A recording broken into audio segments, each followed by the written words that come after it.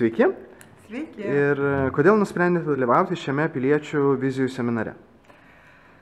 Daugelį metų, virš 10 metų, aš bendrojo lavinimo mokykloje, Lietuvos mokykloje, dėsčiau istoriją, pilietinį ugdymą.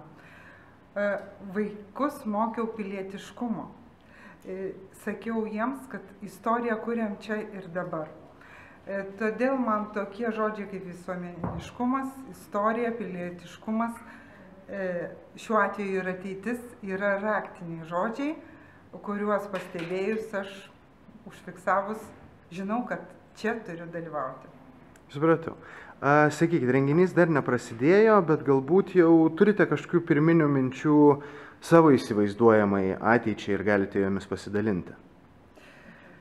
Vykdama čia ankstų rytą bendravau su kolege ir tokios mintis pasidalinau su jomis, gal jos netikėtos.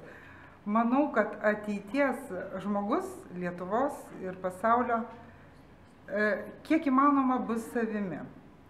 Tai yra, jis turės save ir jokios kitos kaukės. Tai yra darbe, šeimoje, draugų rate, kažkokio sambūrio būry, jis bus kaip vienis. Gyvensime neturėdami kaukių.